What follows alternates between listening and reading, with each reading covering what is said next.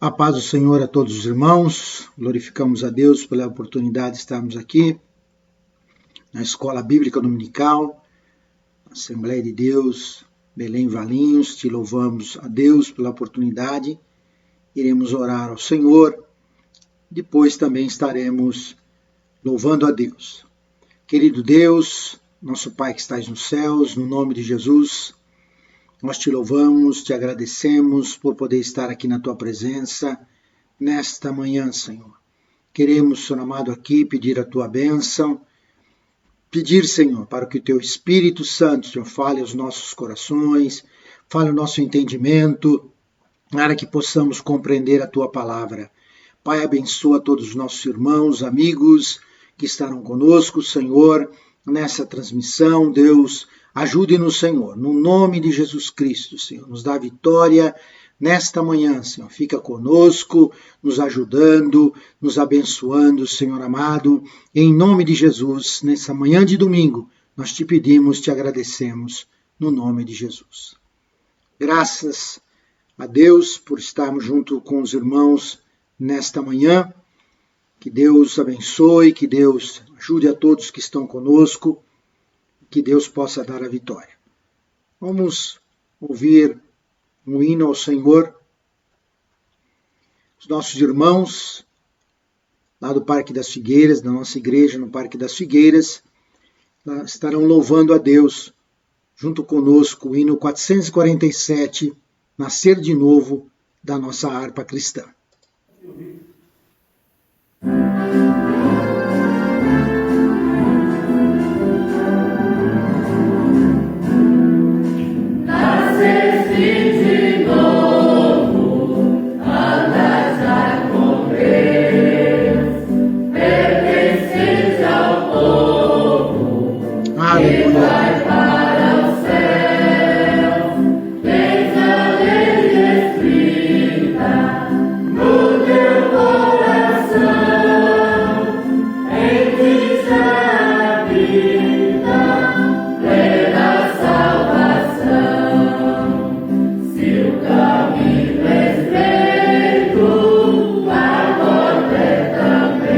Glória a Deus. Tudo está feito, não demores ver. É verdade, Jesus. No portal da vida, Cristo acharás.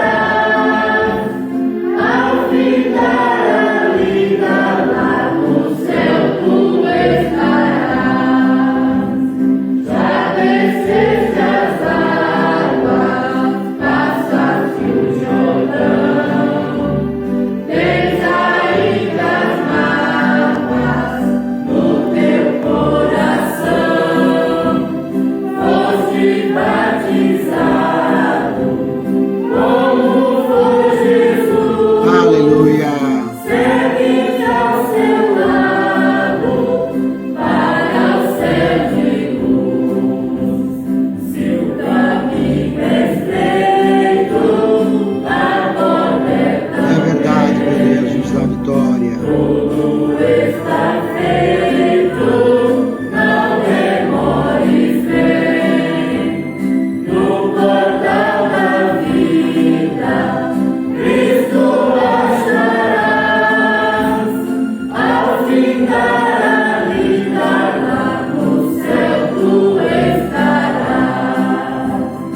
O poder vindouro. Aleluia, glória a Deus. Tens o teu tesouro escondido lá, vida de vitória, vive já com Deus, marcha para a glória, andas para o céu. Se o caminho é estreito, a porta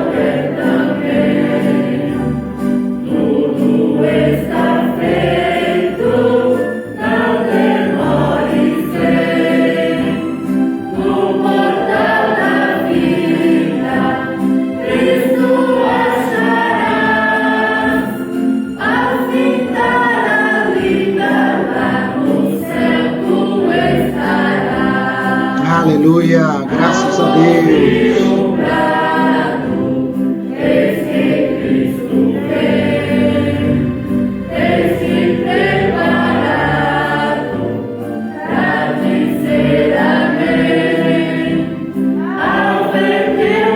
Glória a Deus.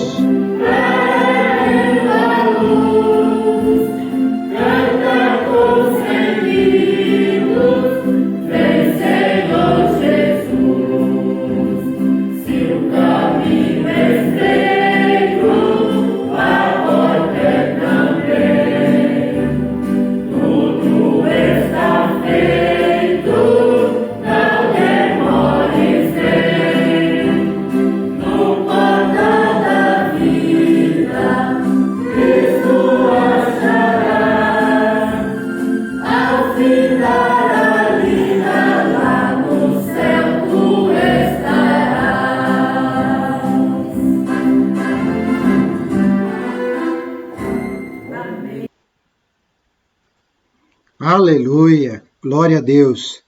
Nós louvamos a Deus pelos nossos irmãos do Parque Figueira, o pastor Flávio, ali a sua esposa Maria, também o Edivaldo ali, também o Isaías. Muito obrigado a todos os irmãos que cooperaram conosco nesta manhã. Deus abençoe a todos, não é? Deus abençoe a todos os irmãos do Parque das Figueiras, que cada um de vocês sejam abençoados cada dia. Pastor Flávio, Deus abençoe a todos. Agradecemos a Deus, pedimos aos irmãos que façam, fazendo o seu trabalho, compartilhando aí para que mais pessoas possam ser abençoadas com a nossa escola bíblica dominical. Glória a Deus. Muito bem, irmãos, nós louvamos a Deus pela oportunidade de estar aqui com os irmãos e queremos aqui ler o textuário desta nossa lição. O povo de Deus deve separar-se do mal. Lição número 7 desse trimestre, que está falando que Deus trabalha no tempo da crise, Deus fala conosco, Deus nos ajuda, Deus nos dá a vitória. O textuário se encontra na segunda carta de Paulo aos Coríntios, capítulo 6, verso 17. Pelo que saí do meio deles e apartai-vos, diz o Senhor, e não toqueis nada imundo, e eu vos receberei. Na Nova Almeida atualizada, saiam do meio deles e separem-se deles. Saiam do meio deles, E separem-se deles. Isso é importante, a gente não estar no meio. Tomar cuidado com isso. A verdade prática diz, o mudanismo na igreja corrompe os bons costumes e extingue a santidade. Então Paulo também fala na primeira carta aos Coríntios, capítulo 15, versos 33, não se deixe enganar.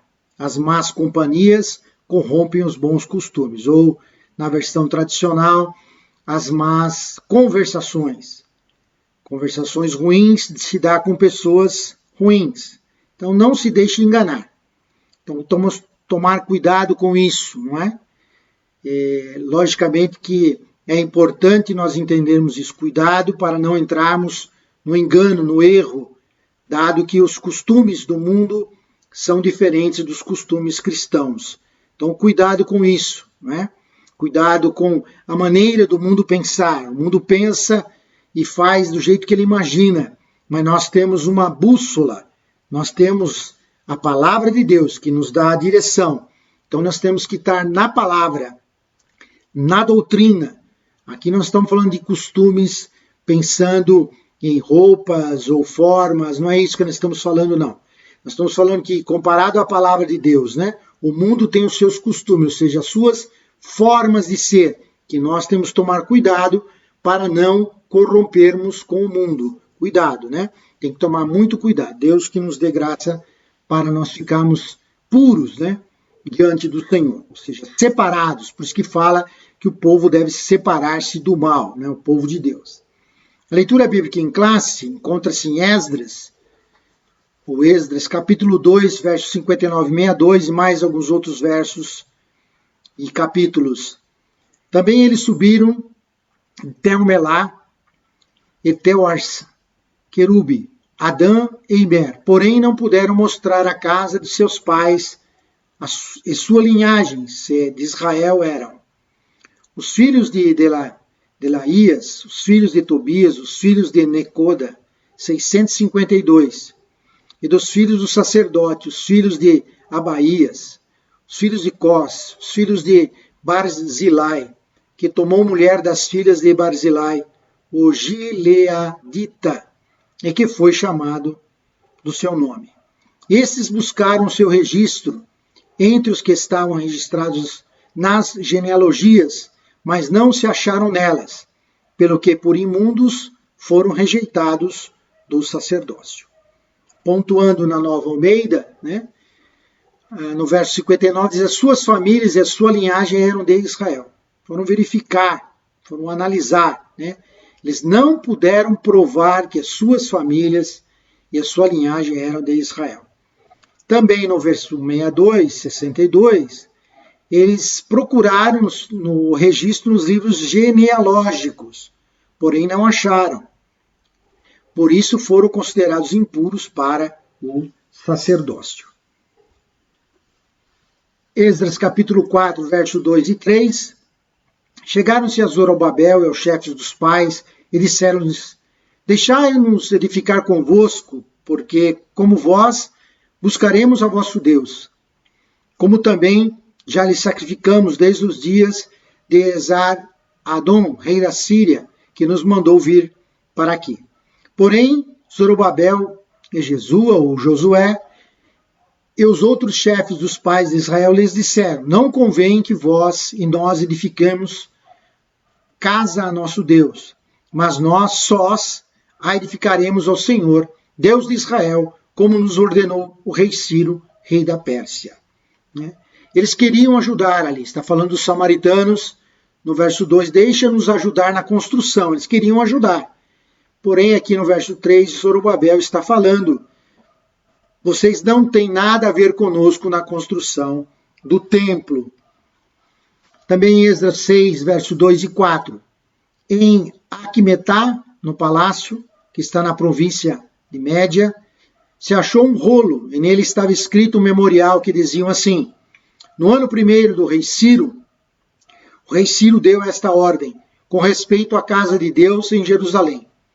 Essa casa se edificará para lugar em que se ofereçam sacrifícios, e seus fundamentos serão firmes, e a sua altura de 60 côvados e a sua largura de 60 côvados, com 3 carreiras de grandes pedras e uma carreira de madeira nova, e a despesa se fará da casa do rei.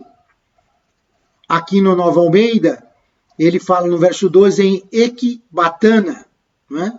No mesmo local. Também, no verso 3, ele diz: a sua altura será de 27 metros e a sua largura será de 27 metros. Lembrando que essa medida côvado, né, não é assim natural para nós. Você ouve, mas você não tem a dimensão. Que tamanho é esse, na verdade? Né? A gente perde a noção. Então, versão Nova Almeida já traz em metros para facilitar o nosso entendimento. Né? As despesas serão pagas pelo Palácio Real. Muito bem.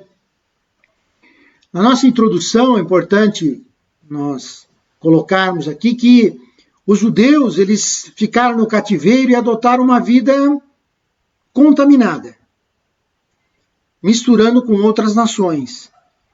Para servir a Deus, precisavam mudar de estilo de vida. Servir a Deus é um estilo de vida. Servir a Deus é uma nova forma de você encarar a vida, encarar a maneira de ser, encarar os seus comportamentos, a maneira de nós vivermos neste mundo. É um estilo de vida diferente do que o estilo de vida que tem o mundo. Então o cristão precisa tomar cuidado com isso. Quando nós falamos aqui das medidas, pontuando aqui para nós as medidas, o que é um côvado? 45 centímetros. Varia um pouco, você vai encontrar lugares com 50 ou menos 42, mas não importa, é só para você saber que não é muito preciso, dado que era o quê? Era aqui a mão do rei, né? Desde o cotovelo até o dedo médio. Aqui em cima se media essa medida, só que as pessoas mudam, as pessoas são diferentes, não é? O mesmo problema existiu muito tempo com polegada, né, que a Inglaterra começou a usar a polegada, e a polegada ela fazia com que tem diferença, porque é o dedão aqui, dedo do direito aqui, né? E aí dá diferença. Muda rei para cá, muda rei para lá. Então nós temos que tomar o cuidado para não ficarmos muito presos a isso, mas normalmente se encontra como 25 centímetros, né? E se você olhar no mapa, você vai ver ali a Cimetá e aqui Batana, é a mesma cidade, está com uma seta azul aí. É o mesmo local, era agora o Palácio de Verão. Lembra que nós falamos que Suzã, que está um pouco abaixo ali de Elão, Suzã era o Palácio de Inverno? É rei tem essas mordomias, né? Ele é dono de tudo, na verdade era um imperador naquela época, e ele tinha ali agora vários locais, na verdade. Então ele tinha aqui um palácio chamado Palácio de Verão, e ele ia para essa região ali, né? Nessa região que está sendo mencionado ali, onde foi encontrado, né? Então, o cristão, assim como os judeus que estavam lá na Babilônia, o judeu se misturou com outra nacionalidade, com outras pessoas, e eles não deveriam fazer isso. Eles deveriam ficar entre o seu próprio povo, não poderiam misturar. Então, como eu estava dizendo, servir a Deus é um estilo de vida. Você toma a decisão de agora ter uma vida diferente do que o mundo tem. Para isso você tem que mudar os seus hábitos, suas palavras, maneira de ser, né? Por isso que a Bíblia diz que, assim, se alguém está em Cristo, nova criatura é. As coisas velhas já passaram, eis que tudo se fez novo. Então tem que ter um novo estilo de vida, viver de uma forma diferente a partir de que nós aceitamos a Cristo como Salvador. Não dá para viver a mesma vida anterior. Não dá para estar vivendo como o mundo vive. Tem que viver conforme a vontade do Senhor. Então é um novo estilo de vida.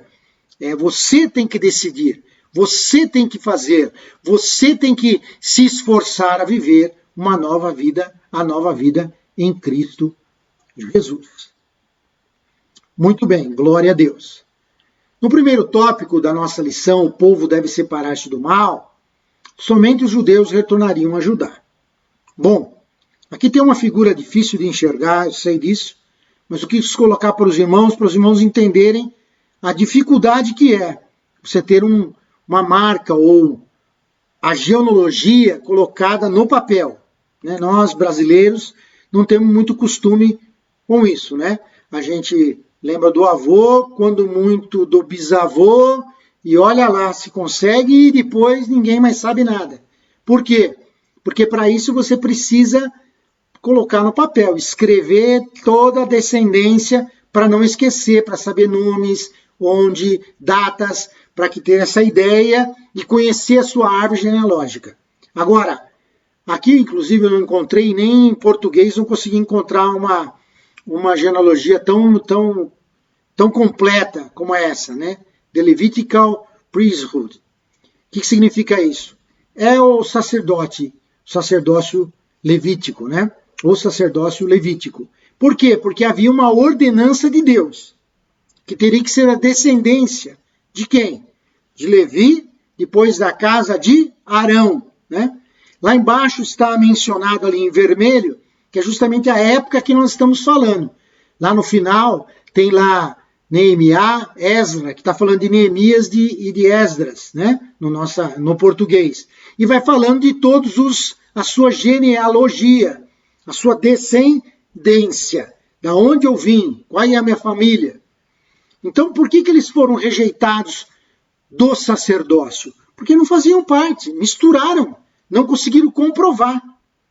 Você é filho de quem? Não, fica aquela história, não, mas veja bem, o nome, aí foram procurar no registro, não encontraram. Então, sendo muito claro, ali, o que foi feito no momento é separar uma coisa da outra. Né? Eles buscaram no registro, eles foram ver o que se estava ou não estava registrado, mas não se acharam. Então, eles foram considerados imundos para o sacerdócio, ou seja, eles não têm a qualidade específica para ser sacerdote. É importante isso. Não é que eles eram imundos, estavam perdidos, iam para o inferno, Deus os tinha rejeitado, nada disso. É apenas dizer o seguinte, olha, para essa função, você não pode fazer essa função. Você não está apto a fazer essa função. Era tão assim detalhado a questão de como quem poderia servir a Deus, que lá em Levítico capítulo 21, vai nos dizer o seguinte, nenhum homem da descendência de Arão, o sacerdote, em que houver algum defeito, se aproximará para oferecer as ofertas queimadas ao Senhor. Ele tem defeito, não se aproximará para oferecer o pão do seu Deus. Olha a importância, além de ser da descendência, não podia ter nenhum defeito, não podia ter membros desproporcionais, não podia ser corcunda, não podia ter nenhuma mancha na pele, não podia ter nariz achatado, não podia ter quebraduras, não podia ser uma pessoa infértil, tinha um monte de coisas que era colocado para restrição, né, para ser sacerdote. Por quê? Porque eles estavam representando quem? Cristo. Cristo é perfeito, então não poderia haver nenhuma imperfeição no corpo do sacerdote. Quando ele tinha que casar com uma das mulheres de Israel. Não podia ser qualquer local. E ela precisava ser virgem. Por quê? Porque era considerado que a pureza, ela não podia ter sido mulher de ninguém. Ela tinha que ser a primeira mulher do sacerdote. Ela não podia ter sido mulher de alguém. Não podia ter sido uma mulher rejeitada. Não. Tem que ser uma jovem. E eles se casavam. Por isso os sacerdotes começavam a trabalhar com 30 anos de idade. Então precisaria saber se ele era fértil, né? Se tinha filhos, e assim sucessivamente. Então, o cuidado que se tinha por causa que, além da linhagem, era da linhagem de Arão, mas tinha defeito? Não podia. Ele comia da comida dos sacerdotes, ele participava da bênção dos sacerdotes, mas não podia ser sacerdote. Da mesma forma, nós vamos ver no Novo Testamento. Quando Paulo escreve a Timóteo, no capítulo 3, verso 2 e 3, ele diz, é necessário, pois, que o bispo seja irrepreensível, esposo de uma só mulher, moderado, sensato, modesto, hospitaleiro, apto para ensinar, não dado ao vinho, nem violento, porém cordial, inimigo de conflitos, não avarento, e a lista vai crescendo. E vai falar também sobre diáconos, da mesma forma, ou seja, aqueles que trabalham no trabalho do Senhor. Então a pessoa pode ser muito boa, mas se ele quebrou um desses princípios, ele não pode ser obreiro. Ele não deve ser separado para obreiro. Por quê? Porque é isso que a palavra de Deus diz. É isso que a palavra de Deus nos ensina. Então, a pessoa casou-se, separou, casou de novo, ele não pode ser obreiro. Não pode. É o que está escrito na Bíblia.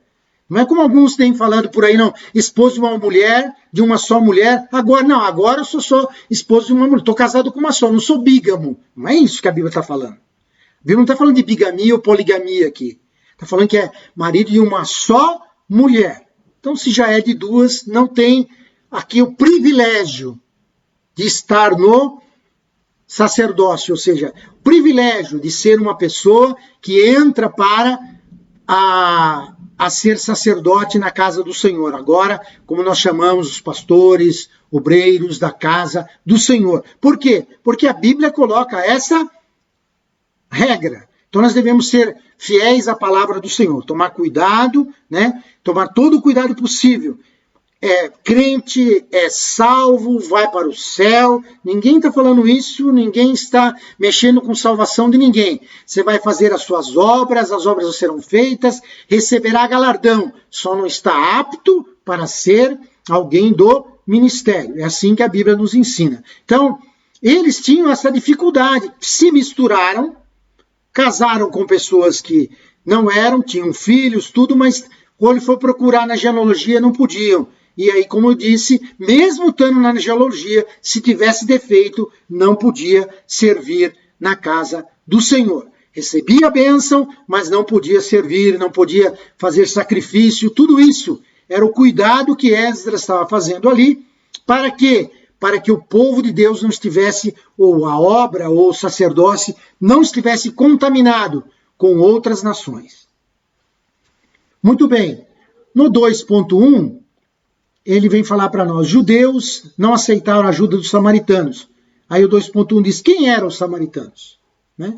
Samaritanos é um termo genérico, na verdade, né? Mas era que morava em Samaria. Se você olhar no mapa, lembrando que depois de Salomão, o reino se dividiu em dois, ficou o reino de Judá e o reino de Israel, né? Separados, né?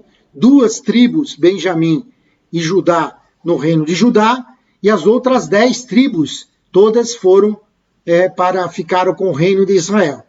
Tem muita gente que pensa que a maioria ou a maior parte é que está certa. Cuidado com isso, cuidado com os seus conceitos aí. Tem que olhar a palavra de Deus. Então, Samaria, que está apontado com essa seta vermelha, e Jerusalém, a verde ali. Quando você olha, é mais ou menos 90 e poucos quilômetros, né? Daqui a São Paulo, mais ou menos, que era a distância entre Jerusalém e Samaria. Então, o que acontece? Nós temos que voltar um pouco na história e olhar lá em 2 Reis, 2 Reis 17, 16, 17, diz assim, desprezaram todos os mandamentos do Senhor, seu Deus, e fizeram para si imagem de fundição, 2 bezerros, fizeram poste à deusa Aserá, adoraram todo o exército do céu, e serviram um Baal, também queimaram seus filhos e suas filhas como sacrifício, deram-se à prática de adivinhações e acreditaram em agouros, e venderam-se para fazer o que era mal aos olhos do Senhor, para provocarem a ira. Olha só, por que provocaram a ira de Deus? Porque desprezaram a Deus. O que na verdade foi feito, o que na verdade aconteceu, que eles que desprezaram o Senhor. Isso é antes ainda do reino da Síria tomá-los. E foi por isso que o rei da Síria veio e tomou ali as 10 tribos, tomou a Jerusalém, ali a Samaria e todas as 10 tribos. Por quê? Por causa da situação que eles estavam vivendo. Fizeram um templo ali no Monte Gerizim, e ali levantaram 2 bezerros de ouro, porque um já não era suficiente, que aconteceu no deserto, antes deles conhecerem a Deus, né? Estava Moisés no monte, falando com Deus, eles sabiam que Deus tinha aberto tudo, e de repente foram fazer um bezerro de ouro lá, desenharam o bezerro, foi um bezerro de fundição, ou seja, pessoas gabaritadas para fazer uma coisa dessa, uma obra-prima, uma obra de arte, tem que saber fazer. Derreteram o ouro e fizeram aquela obra ali. Então fizeram com muito cuidado, né? Porque queriam falar que aquele era o Deus, porque era um Deus que era ali do Egito, né? Era considerado um Deus forte, né? Ali muito forte no Egito, que era o bezerro. E, inclusive por isso que Deus tem uma das pragas que matam todos ali também. Então veja bem que eles estavam não servindo ao Senhor. Eles fizeram objetos de adoração. Eles serviram a Baal. Eles chegaram a queimar os filhos a Baal. Olha que coisa terrível, né? Que coisa impensável. Mas eles fizeram. O que mais? Aí o rei da Síria trouxe, quando ele tomou, o que a Síria tinha a concepção dele de pegar o lugar? Ele trazia pessoas de várias regiões para uma região diferente. Por que ele fazia isso? Para não ter unidade no povo. Então tinha uma mistura de povos, né? Tinha uma mistura de povos no mesmo lugar, para não gerar nova rebelião. Essa que era a ideia de administração do rei da Síria.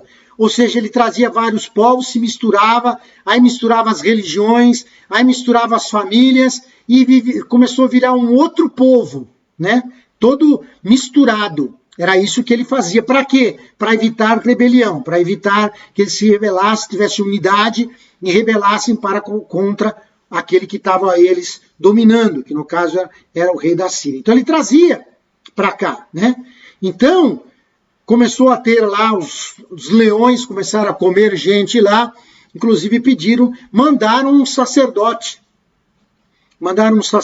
para lá, e que estava lá na Síria, para que pudesse ensinar para eles a lei do Senhor. Estava na Síria, veio para Samaria. Os samaritanos até hoje só acreditam no Pentateuco, ainda tem samaritano lá no estado de Israel, né?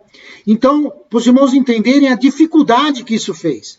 Eles eram ensinados na lei de Deus, apesar que esse sacerdócio também foi criado pelo próprio Reoboão na época, mas porém, ele vinha ensinando e eles misturavam tudo. Tinham o ensino das coisas de Deus e todas as outras religiões, ou seja, era uma mistura. E essa mistura Deus não aprova. Então eles tinham conhecimento das coisas de Deus. Lembra da mulher samaritana? Lembra que ela fala, olha, o Messias vai vir? Ou seja, tudo isso é ensinamento das coisas de Deus. Porém, misturava com os outros deuses também. Estava tudo misturado. Isso, quem eram os samaritanos? Era um povo que eram judeus, que depois se misturaram com outras pessoas aí. Outras nações. No 2.2 vai falar que os samaritanos, eles oferecem cooperação aos judeus, né? Mas cuidado com a questão de cooperação. Sabe aquela situação que a pessoa quer te dar alguma coisa para depois te cobrar lá na frente? Era isso que os samaritanos queriam fazer, né? Como os muitos fazem hoje, eu tomo lá da cá. Ele queria ajudar para depois já falar, peraí, nós ajudamos você lá. Nós ajudamos a construir o templo. Nós ajudamos a fazer isso. E agora vocês vêm aí dizer para nós. Então, na verdade, o que eles queriam era se misturar com o povo de Israel. Então, por isso que eles são chamados de adversários aqui em Esdras capítulo 4, versículo 1 a 3. Eles viram que estava sendo reconstruído, pediram para ajudar, mas lembra bem, cuidado quando alguém vem ajudar. Cuidado com a ajuda, para saber se é de coração, da onde vem, para ver se não tem segunda intenções, né? O cuidado, era isso que eles estavam querendo. Queriam se misturar para depois se desculparem, para depois, nós também adoramos, olha, nós fazemos, né? Olha, nós buscamos o mesmo Deus. Nós tínhamos aqui o sacerdote aqui, a gente busca. Eles falaram, não. Vocês têm lá, mas está tudo misturado. Então ele falou, vocês não têm nada a ver com a construção, deixa com a gente. Nós vamos construir, nós vamos fazer, porque assim Deus determinou, e Ciro, o rei da Pérsia, falou para a gente fazer, nós estamos fazendo. Muito obrigado, nós não queremos a sua ajuda, nem em dinheiro, nem mão de obra, nós não queremos sua ajuda. Então cuidado aí com ajudas, né? Essa época aqui, esse ano aqui, é um ano meio perigoso. Cuidado com esse tipo de ajuda para ser cobrado depois. Então, 2 João 1, 9 e 11 vai dizer o que para nós? Todo aquele que vai além da doutrina de Cristo, e nela não permanece, não tem Deus. O que permanece na doutrina, esse tem tanto o Pai como o Filho. Se alguém for até vocês e não levar essa doutrina, não receba em casa, nem lhe dê boas-vindas. Porque aquele que lhe dá as boas-vindas se faz cúmplice das suas obras más.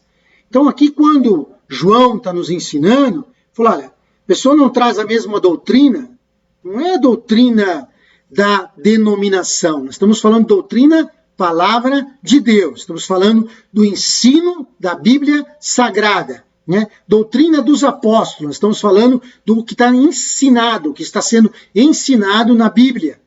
Por isso que nós temos que estar muito focado, olha, só a fé, só Cristo, só Deus glória, só as Escrituras, só a graça. Então se alguém me falar qualquer coisa de salvação que não seja pela graça, você não pode concordar com ele. Você ouve, você pode ser respeitoso, mas você não pode concordar com ele, porque não é obras, as obras vêm depois. A graça é salvadora. Cristo salva, Cristo liberta, Nós não temos que pagar nada, não tem que fazer nada, não tem que fazer obra nenhuma, nada nós temos que fazer. Apenas temos que crer e confessar com a nossa boca, né? A Bíblia diz, fala, crê no coração e confessa com a boca. O coração aí representando, logicamente, o nosso entendimento, que o coração não pensa. Então, nosso entendimento, fomos ali convencidos pelo Espírito Santo, ouvimos a palavra de Deus, fomos convencidos, aceitamos a Cristo como Salvador, somos salvos. Não tem mais nada no meio, nada.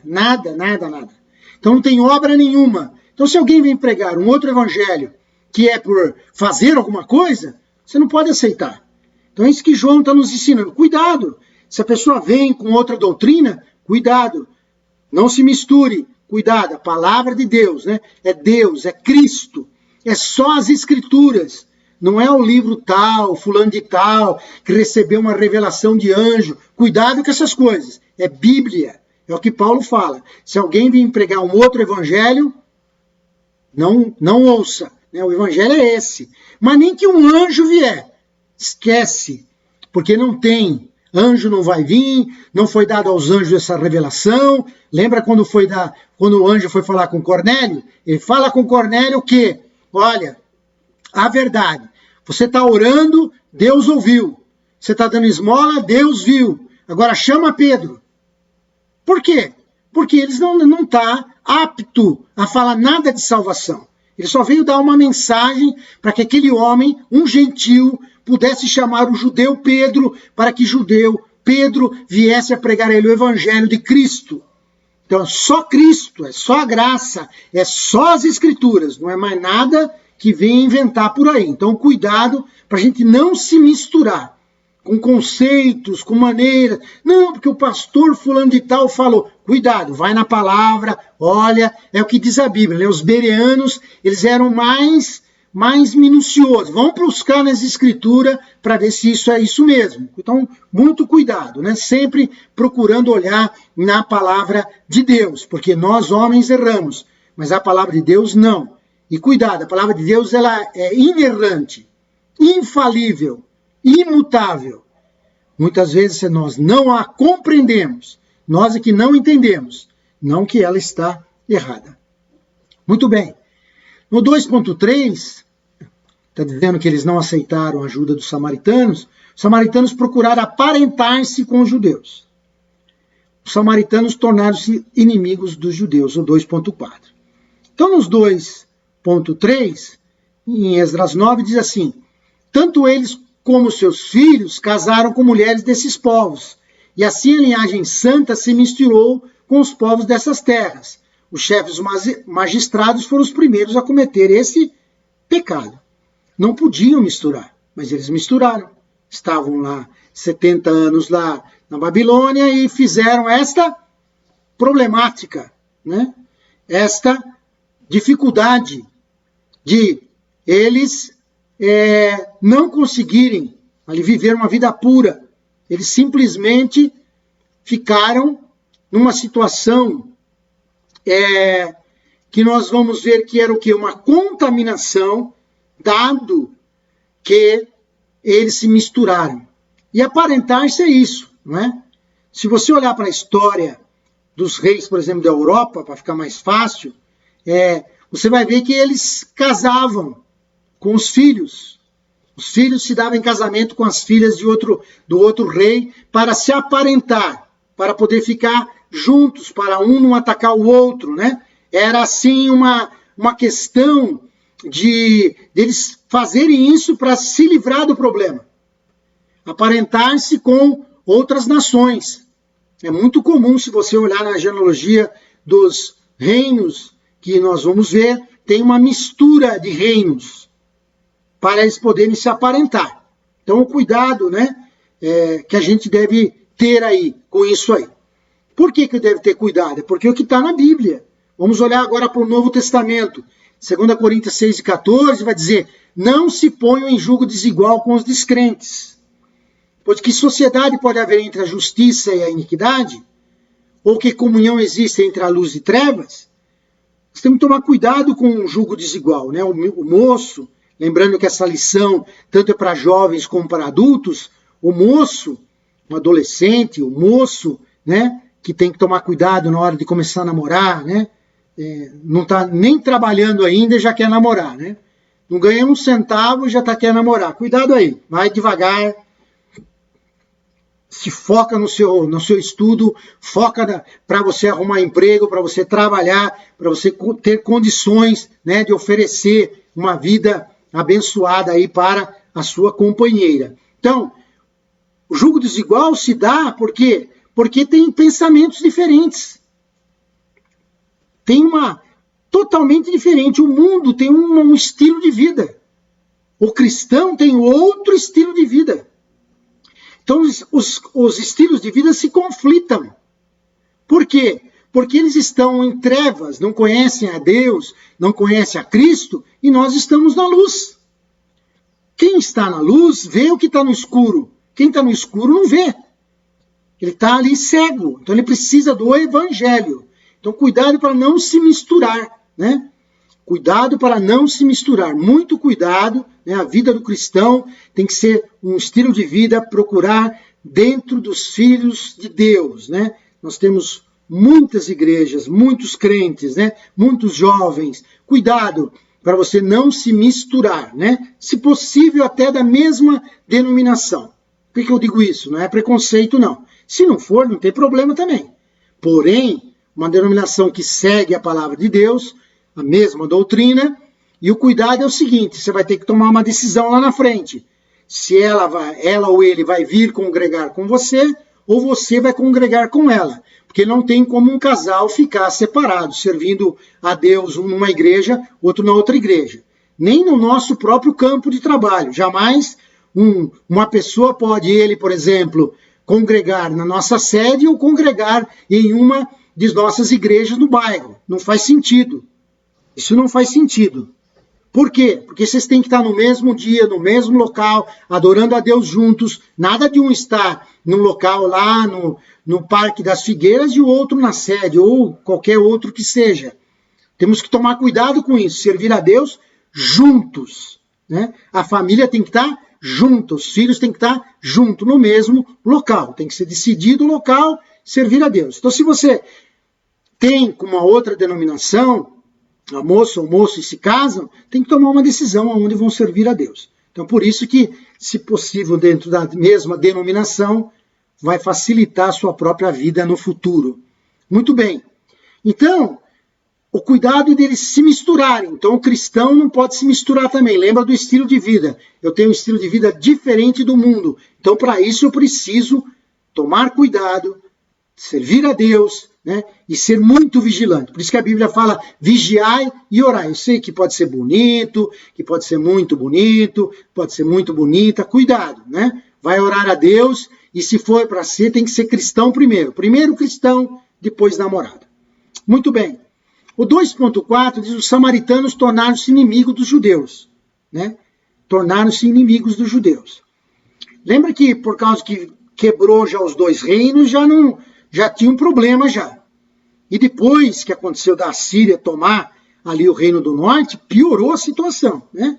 Então o Sambalate, quando ele ouve lá em Neemias 4, 1 e 2, ele ouviu que eles estavam reconstruindo a muralha, né? Ele na presença lá ele fala dos seus irmãos e dos exércitos de Samaria, ele diz, o que é que esses judeus fracos estão fazendo? Vocês vão permitir que eles continuem? Olha o desafio. Primeiro ele desqualifica os judeus, totalmente. Quem é esses judeus fracos aí? O que está acontecendo com eles? Né? Os judeus, irmãos, eles estavam espalhados pelo mundo após o ano 70, quando ali o general Tito vem e destrói o templo, né? Roma vem ali e destrói, e o templo é destruído. Tem a diáspora, eles espalharam pelo mundo. E ficaram sem terra por mais de 18 séculos. Mais de 1.800 anos sem pátria. Você tem ideia do que é isso? Mais de 1.800 anos sem pátria. Mas, como Deus é Deus, e o Senhor disse que eles iam retornar, né? Nós vemos que Deus trabalha na vida deles e em 1948 se tornam nação novamente. E até hoje estão lá, uma das nações mais desenvolvidas do planeta. Um pedacinho de terra, né? Mais desenvolvido do planeta. Então, irmãos amados, Deus cuida. Isaías diz assim, poderá nascer uma nação num só dia? E nasceu, né? Nosso Oswaldo Aranha, que era ali o presidente que geria ali a ONU, assina ali o tratado que dava para eles autonomia, para eles retornarem, e eles retornaram com rádio, com TV, com ruas, tudo em hebraico, e eles retornaram para a terra lá, e até hoje tem gente indo e voltando para Israel. Então, quem pensa que é fraco, não é não, Deus está com eles. Então, eles falam, vocês vão permitir? No verso 11 ele fala, os nossos inimigos diziam, eles não ficarão sabendo, nem verão nada, até que entremos no meio deles e os matemos. E assim vamos fazer que a obra pare. Então eles queriam de qualquer forma parar, por isso que Neemias teve toda aquela inteligência, graça de Deus, colocar guardas, colocar ali eles com armas prontos, eles trabalhavam, mas tinham a arma próxima para qualquer eventualidade. Podiam sacar da arma e poder agora também se defender a sua nação ali, o seu povo, enquanto eles estavam restaurando a muralha, como nós estudamos a semana passada.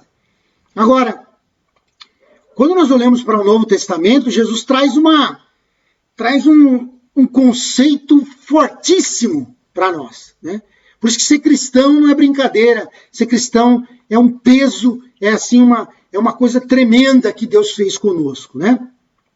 Quando Jesus explica aos fariseus qual era o maior dos mandamentos, que perguntam para ele, ele fala dos 2 mandamentos. Amar o seu próximo e odeia o seu inimigo. Ele diz, vocês ouviram falar isso? Ame o seu próximo e odeie o seu inimigo. Né? Eles ouviram, não estava escrito. Agora só, 44 ele diz, eu porém lhes digo, amem os seus inimigos e orem pelos que perseguem vocês. Amar o inimigo, meu Deus, só Deus para nos dar essa graça, só Jesus para nos dar essa graça, só o Espírito Santo para nos dar essa graça. Amar os inimigos, né? Amar os inimigos, porque da lei depende o amor. O amor ele é tão forte que a lei depende do amor a Deus sobre todas as coisas e também o amor ao próximo, mesmo que ele seja inimigo. Sabe aquela pessoa que te persegue lá no trabalho? Que aconteceu comigo muitas vezes, nós temos que amar e orar. Eu sei que é difícil, mas ore a Deus, coloque ele na presença de Deus, coloque ele ali, na verdade, fale com Deus a respeito dele, para que ele possa ser salvo também, que as pessoas veem nós de uma forma diferente. Temos um estilo de vida diferente e as pessoas nos veem diferente, e porque somos mesmo. Somos lavados e redimidos no sangue de Jesus e temos o brilho do Espírito Santo, a marca, o selo do Espírito Santo na nossa vida. Então nós temos que tomar o cuidado, né? Então, os inimigos queriam destruir a eles. Então os samaritanos piorou a situação. Queriam destruí-los de qualquer forma. Mas Deus os guardou e deu vitória. E Deus vai nos dar vitória também. Que nós possamos amar, né? Na verdade. Amar. Não é concordar, não é... É amar. Amar para que ele possa ser salvo também e ser nosso irmão. Bendito seja o nome do Senhor. No tópico 3, vai dizer para nós que Deus exige santidade do seu povo. Deus sempre exigiu santidade. Ser santo é ser separado. Né? Cuidado com o conceito de santo. Nós nos separamos do mundo, nós nos separamos do pecado, estamos nos aproximando de Deus. Toda vez que a gente vai se separando do pecado, a gente vai se aproximando de Deus. Então, o cristão tem que se preocupar com isso. Por isso que o estilo de vida dele é diferente. Por isso que ele não pode ir em qualquer lugar, estar em qualquer lugar, conviver em qualquer lugar, não estar na roda dos escarnecedores, ou seja, naquelas conversinhas, né? Aquelas conversas papo que o camarada só fala mal dos outros, só fala de mulher, só fala de coisas que não agradam a Deus. O cristão tem que tomar cuidado disso, né? Falo assim como também das mulheres da mesma forma, né? Cuidado tem que ser tomado, né? Por isso que as más companhias, ou as más conversações corrompem os bons costumes, o seu estilo de vida de servir a Deus. Cuidado. Então, 3.1 é retornando do cativeiro, Israel separou-se do mal. Então, olha lá. Esdras 6, 19, 21, o 20 vai falar assim, ó, os sacerdotes e levitas tinham se purificado e todos, sem exceção, estavam limpos. E aí quem mais ele diz assim, os filhos de Israel que tinham voltado do exílio comeram a Páscoa, juntamente com todos os que, unindo-se a eles, se haviam separado das coisas impuras dos gentios da terra para buscarem o Senhor Deus de Israel. Então tem que se separar, é um ato de esforço, é um ato que você precisa fazer, é uma ação que o cristão tem que fazer, se separar, né? Se separar do pecado, das coisas erradas, para servir ao Senhor. Então Israel se separou, se purificou, se fez o que tinha que fazer, tomou todos os cuidados para depois celebrar a Páscoa, né? Celebrar a Páscoa, ou seja, a comunhão, celebrar ali aquela comunhão gloriosa que o Senhor tinha ensinado a eles, antes se separando, antes se santificando, né? E santificação é um processo. Diferente da regeneração, que é instantânea. Por quê? Porque quando a gente aceita Jesus, a gente é regenerado. É gerado uma nova criatura.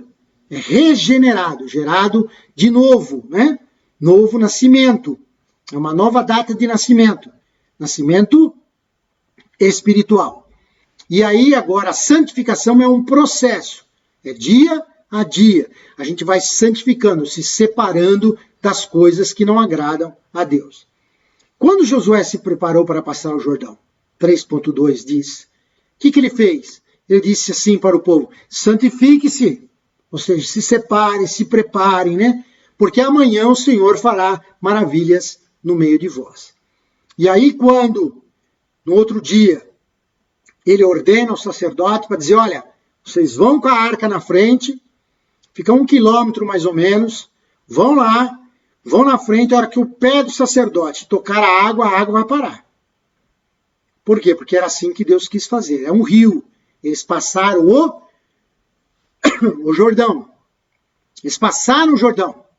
E ao passar o Jordão, a água precisava ser um tempo de cheia, né? Porque o Jordão tem variação assim como todo rio, né? O rio, quando tem cheia, ele está mais largo, e quando ele está na seca, ele está mais estreito, está menos profundo. Era época de cheia, e o Senhor fez parar o rio. Só crente, pessoa salva para poder acreditar nisso, né? E o rio parou, porque assim Deus mandou parar. E Deus, quando manda, tá mandado e acabou. Deus é Deus. Foi Ele que fez tudo, Ele manda parar. Não, mas é impossível. Impossível para nós. Para Deus, não. Nada para Ele é impossível. Parou. Então, depois, Deus diz a Josué, hoje começarei a engrandecer você aos olhos de todo Israel. Porque imagina Josué substituir a Moisés. Ou seja, ele como líder agora substituindo o líder Moisés. Você tem ideia do que é isso? A dificuldade do que é isso? Moisés, o homem que foi usado tremendamente por Deus, ali no Egito, para tirar o povo do Egito, e ficou todo o tempo ali no deserto, os 40 anos no deserto, e agora ele tem que entrar, Josué, o novo líder. E agora? Líder para substituir Moisés, ou seja, um líder quando vai substituir outro líder. Olha a dificuldade. As pessoas são insubstituíveis. Não é que vai substituir uma pessoa pela outra. As pessoas são insubstituíveis. Somos diferentes um do outro. Forma de fazer, forma de liderar, é diferente. Mas a liderança ele estava substituindo.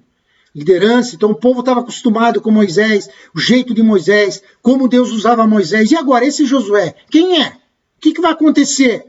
E Deus agora começa a colocar Josué no lugar correto, como líder da nação, mostrando a eles, olha, não disse, é ele o líder, vocês fizeram, a água parou, né? A água secou o rio, eles passaram e depois conquistaram Canaã. Então, que Deus nos ajude, né? Nos abençoe, que possamos aprender a ser bons líderes na casa do Senhor. Glória seja dada ao nome do Senhor Jesus. Porque o Senhor é bom e a sua misericórdia dura para sempre. No 3.3 vai nos dizer, o anjo do Senhor visita o acampamento israelita, né? Josué tem uma nova experiência com Deus ali, quando Deus, né? Por isso que está falando que Deus exige santidade do povo. Quando ali o Senhor Jesus é uma teofania é a manifestação de Deus num Velho Testamento ali, Cristo aparecendo, ele diz assim, verso 14, ele respondeu, não sou uma coisa nem outra, porque ele pergunta a Josué, viu um homem com uma arma na mão, mas peraí, você é dos nossos ou dos nossos inimigos? Não te conheço, não sei quem você é, ou seja, não deveria estar com as mesmas roupas, não estava da mesma forma, por quê? Porque se tivesse, Josué ia reconhecer, estava com roupa que israelita veste, estaria com uma armadura que o israelita veste, ele saberia que era, mas não era, estava diferente, a gente não sabe como, mas estava como homem, não é? Por isso que chama uma teofania, uma apresentação de Deus, para que os olhos de Josué pudessem vê-lo, não era ali um anjo aparecendo numa visão, não, era uma teofania. Aí ele responde assim, não sou uma coisa nem outra, sou príncipe do exército do Senhor e acabo de chegar. Então Josué se prostrou com o rosto em terra e o adorou. A adoração só recebe o Senhor Deus. Quando você vai para Apocalipse, João, ele está ali, ele vê tudo aquilo, o anjo está mostrando, ele quer adorar, o anjo fala assim, não, eu não. Adora a Deus, eu sou só apenas companheiro seu aqui. Somos companheiros, estamos juntos.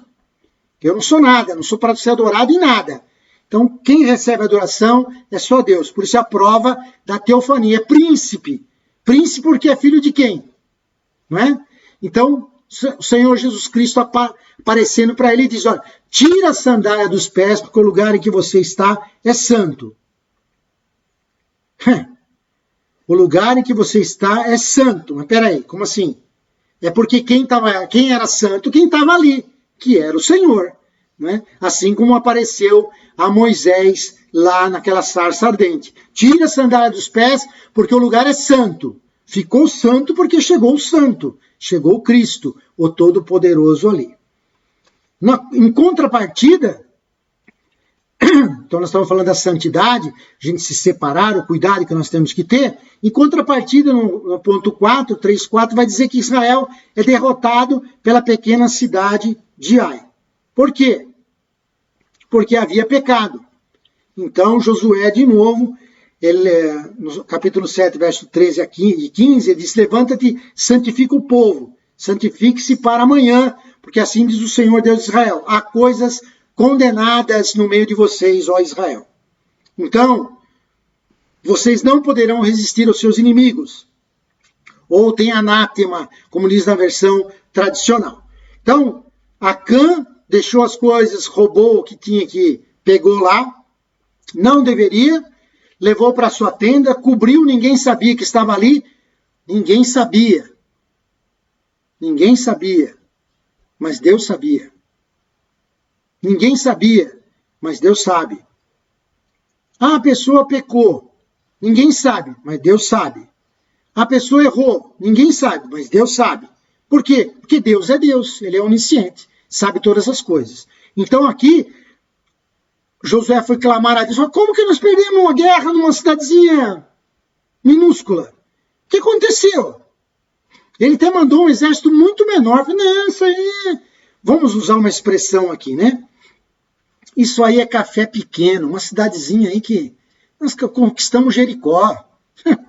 Imagina essa cidadezinha aí, não é nada, manda aí X pessoas. Mandou um pouquinho lá, voltaram correndo, morreu um monte de gente. Por quê?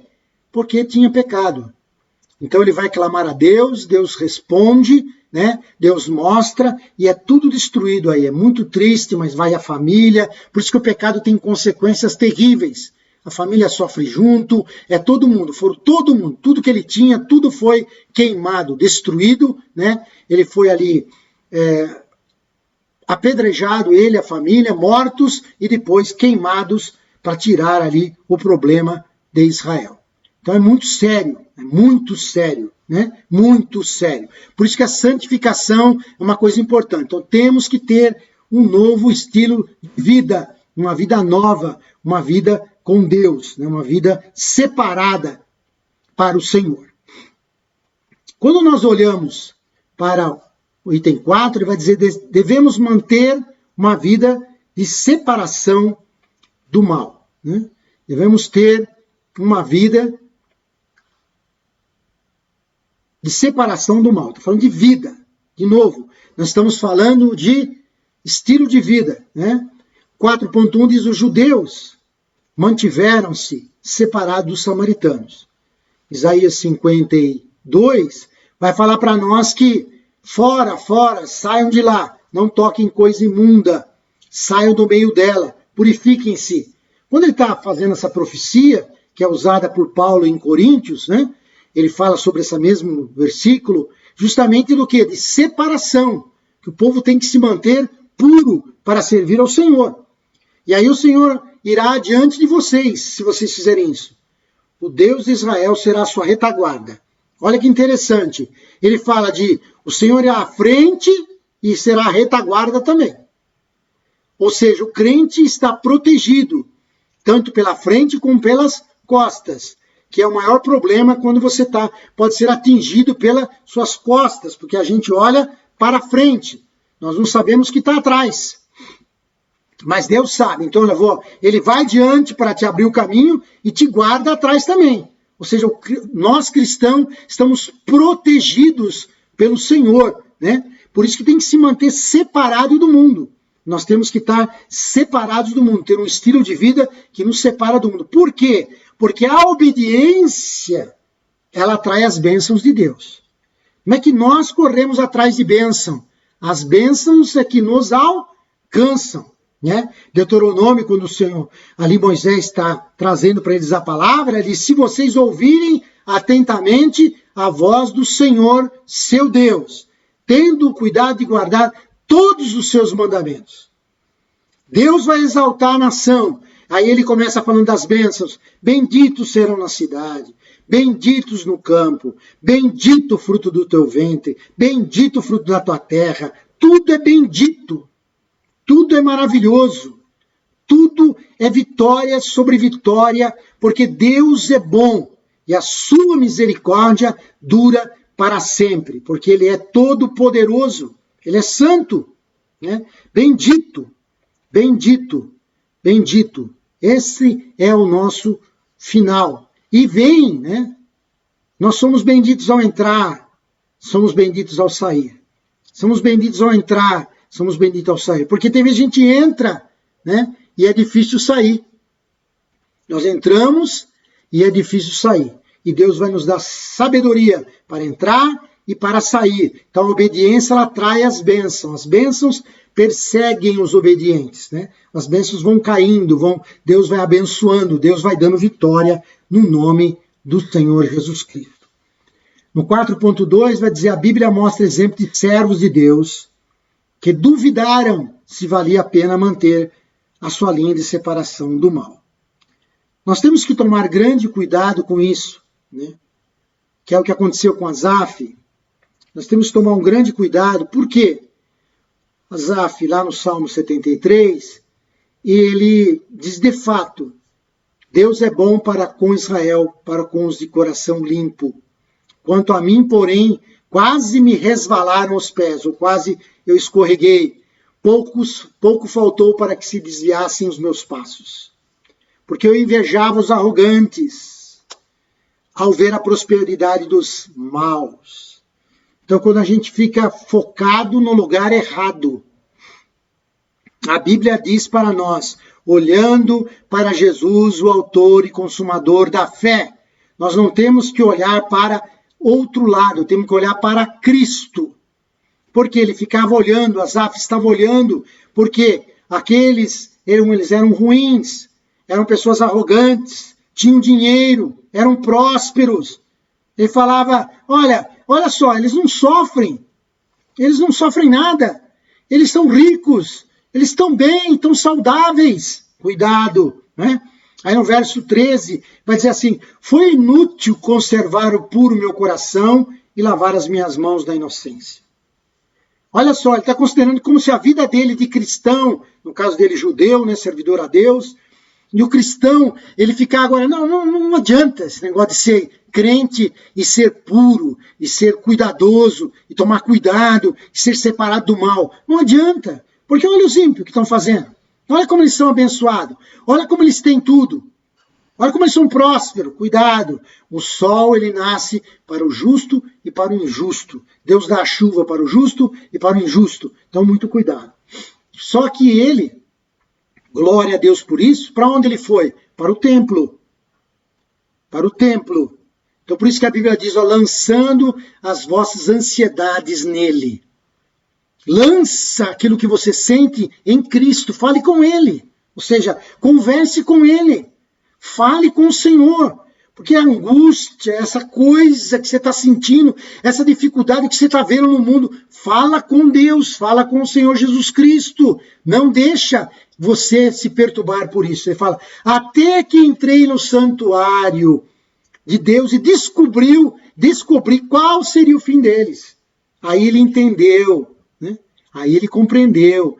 Ele diz assim, os que se afastam de ti certamente perecerão, no verso 27. As pessoas são destruídas. Aqueles que são infiéis serão destruídos. No 28 ele diz, quanto a mim, bom é estar perto de Deus. Glória a Deus. Então, cuidado, porque a gente pode, assim como Asaf, perder.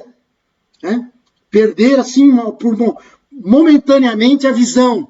Perder momentaneamente o foco. Cuidado, foque em Cristo. Cristo vai te dar a vitória. Quando nós vamos para Malaquias, é a mesma coisa. O povo estava dizendo assim, Malaquias 3, 14 a 18, é inútil servir a Deus. É inútil. Olha a visão que ele estava tendo. É inútil. O povo estava falando. Verso 15. Agora, pois, nós vamos dizer que os soberbos é que são felizes. É os soberbos, aqueles que estão no mundo. Olha só como eles vivem. Olha só que dificuldade nós estamos tendo. Olha só que situação nós estamos vivendo. Porque Deus é Deus. Deus é cheio de misericórdia. Deus é amor. Deus é grande. Deus é poderoso. Deus é aquele que vive e reina para todo sempre. Glória seja dada ao nome do Senhor. Porque Ele é bom, a sua misericórdia dura para sempre. Porque o Senhor é bom. Como Ele é bom, como Ele é maravilhoso, como Ele é grande, como Ele é poderoso. E Ele pode fazer grandes obras no meio do povo do Senhor. Glória seja dada ao nome do Senhor Jesus.